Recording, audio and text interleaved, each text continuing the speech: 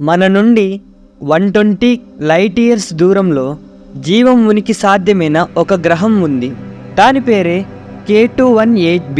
మీరు సందర్శించదగిన ప్రపంచమని కూడా చెప్పవచ్చు.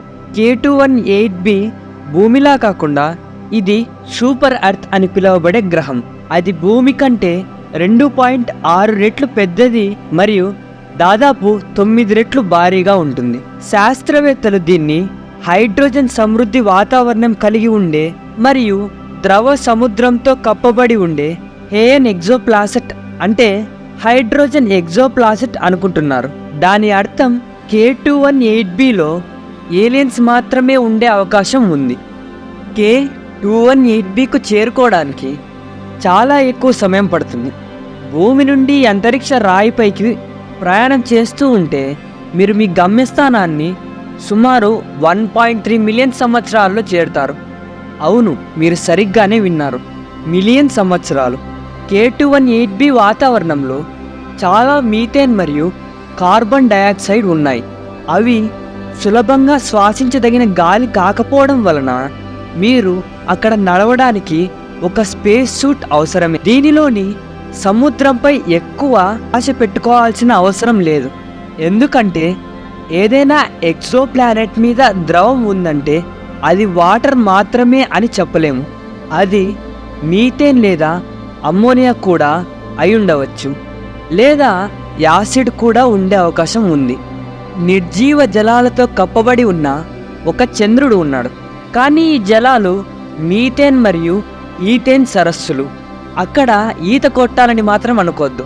ఒక ఎగ్జో ప్లానెట్కు అనుగుణంగా ఎంతో తేలికపాటి ఉష్ణోగ్రత కలిగి ఉండవచ్చు. ఇది చాలా చల్లగా ఉంటుంది.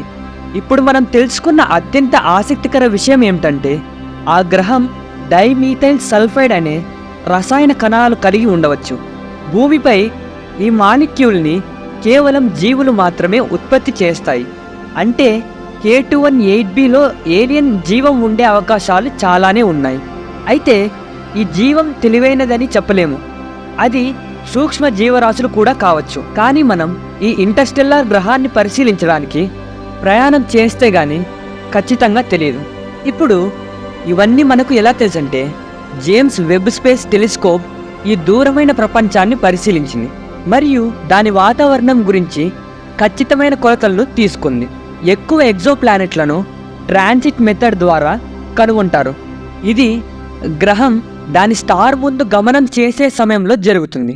ఈ సమయంలో ఈ గ్రహం తన స్టార్ యొక్క స్టార్ లైట్ని బ్లాక్ చేస్తుంది. ఆ సమయంలో శాస్త్రవేత్తలు ఆ గ్రహం చుట్టూ ఉండే వేవ్ లెంత్లను అధ్యయనం చేస్తారు. వాటిలో కొన్ని ఆ దూరమైన గ్రహాల వాతావరణం గురించి మనకు సమాచారాన్ని అందవేస్తాయి. సమస్య ఏంటంటే ఎగ్జో ప్లానెట్లు చాలా దూరంగా ఉంటాయి. మన అత్యంత శక్తివంతమైన టెలిస్కోప్లతో పరిశీలించడం ద్వారా వాటి ఉపరితలాలను అంచనా వేయడం సులభం కాదు.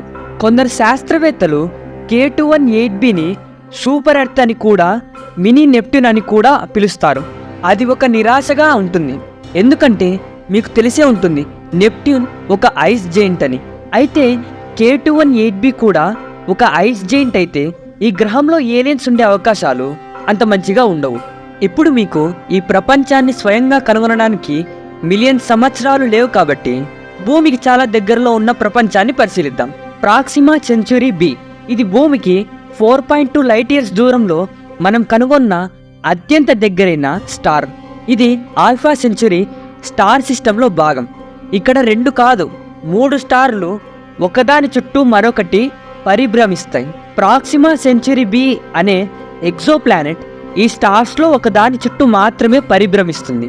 కానీ మీరు ఆకాశంలో మిగిలిన 2 తారలను ప్రకాశవంతమైన బిందువులుగా చూడగలరు. ఈ ఎగ్జో ప్లానెట్ భూమి కంటే కొద్దిగా పెద్దది మరియు దాని స్టార్కి చాలా దగ్గరగా తిరుగుతుంది. అదృష్టవశాత్తు ఈ స్టార్ ఒక రెడ్ డ్వార్ఫ్ మరియు మన సూర్యుడితో పోల్చితే చాలా చల్లగా మరియు చిన్నగా ఉంటుంది. ఇది మంచి విషయమే, ఎందుకంటే ఆ గ్రహం మెర్క్యూరీ లాగా కాలిపోకుండా ఉంటుంది. శాస్త్రవేత్తలు ప్రాక్సిమా సెంచురీ బి సగటు ఉష్ణోగ్రత -39 డిగ్రీలుగా ఉంటుందని అంచనా వేస్తున్నారు. ఇది ఇతర ఏలియన్ ప్రపంచాలతో పోలిస్తే చాలా సౌకర్యవంతమైందని చెప్పవచ్చు. కానీ చెడు వార్త ఏంటంటే ఈ ఎగ్జో ప్లానెట్ యొక్క గురుత్వాకర్షణ లేదా వాతావరణం గురించి ఇంకా ఎక్కువగా తెలియదు. కానీ ఇది మనిషి భవిష్యత్తు నివాసానికి అనుకూలం కాని అన్సూటబుల్ వాతావరణాన్ని కూడా కలిగి ఉండవచ్చు. ఇందులో యాసిడ్ సముద్రం కూడా ఉండవచ్చు, లేదా మరో ప్రాణాంతకమైన విషయం కూడా ఉండవచ్చు. ఒకవేళ ప్రాక్సిమా సెంచురీ బి పనిచేయకపోతే ఎటువంటి ఇబ్బంది లేదు. భూమికి దగ్గరగా జీవం ఉండే అవకాశాలు ఉన్న అనేక ప్రపంచాలు ఉన్నాయి. ఉదాహరణకు రాస్ 128b. ఇది భూమి నుండి 11 లైట్ ఇయర్స్ దూరంలో ఉంది. ఇది శాస్త్రవేత్తలు కనుగొన్న రెండవ అత్యంత సమీపంలోని జీవన శక్తితో కూడిన ప్రపంచం. మరియు ఇది ప్రాక్సిమా సెంచురీ బి కన్నా మరింత ఆశాజనకంగా ఉంది. ప్రాక్సిమా బి మరియు రాస్ 128b రెండు రెడ్ డ్వార్ఫ్ స్టార్స్ చుట్టూ పరిభ్రమిస్తాయి. కానీ ప్రాక్సిమా బి హోస్ట్ స్టార్ చాలా సజీవంగా మరియు హింసాత్మకంగా ఉంటుంది. అది అప్పుడప్పుడు ఎరప్ట్ అయ్యి ప్రాక్సిమా బి పై తీవ్ర రేడియేషన్ను ప్రసరిస్తుంది. రాస్ 128b యొక్క స్టార్ చాలా ప్రశాంతంగా మరియు నిశ్శబ్దంగా ఉంటుంది. ఈ ప్రపంచం దాని స్టార్ చుట్టూ భూమి సూర్యుడి చుట్టూ తిరుగుతున్న దూరం కంటే 20 రెట్లు దగ్గరగా ఉన్నప్పటికీ ఇది నివాసయోగ్య జోన్లో ఉంటుంది. ఎందుకంటే ఇందాక నేను చెప్పినట్లుగా రెడ్ డ్వార్ఫ్ స్టార్స్ సూర్యుడి కంటే చాలా చల్లగా ఉంటాయి. ఇక్కడ చల్లగా అంటే ఉష్ణోగ్రత అని నా అర్థం, అంతేగాని చల్లగా అంటే ఫ్రిడ్జ్లో ఉన్నట్టు ఉంటుందని కాదు. ఈ ప్రపంచం సగటు ఉష్ణోగ్రత సుమారు 23 డిగ్రీ సెంటీగ్రేడ్. ఇది భూమిపై ఉన్న సగటు ఉష్ణోగ్రత కంటే కొద్దిగా ఎక్కువే. నాకు మీ విషయం ఏమీ తెలియదు, కానీ నేను మాత్రం అక్కడ స్థిరపడవచ్చని అనిపిస్తోంది. దీనిపై చాలా హానికరమైన రేడియేషన్ వాతావరణం పైకి చేరుకుంటున్న అవకాశం ఉంది. అలాగే దాని వాతావరణం శ్వాసించదగినది కాకపోవచ్చు కూడా. కానీ సమర్థవంతమైన లైఫ్ సపోర్ట్ సిస్టంతో మనం అక్కడ నివసించవచ్చు. అంతేకాక ఈ సూపర్ ఎర్త్లో దాని సొంత జీవరాశులు ఉండే అవకాశం కూడా ఉంది. రాస్ 128bలో ఏలియన్స్ ఉన్నట్లయితే అవి మీరు ఊహించిన దానికంటే పూర్తిగా భిన్నంగా ఉండవచ్చు. జస్ట్ ఇమాజిన్, ఒక ఏలియన్ జాతితో మొదటిసారిగా సంప్రదింపులు చేసుకుంటే ఎలా ఉంటుందో. అదీ కాదండి, అది చాలా తప్పుగా కూడా జరగచ్చు. ఒకవేళ మనం ఎక్కడికి వెళ్ళినా సమీప ఎగ్జో ప్లానెట్కు ప్రయాణం చేయడంలో మనం సజీవంగా ఉండకపోవచ్చు.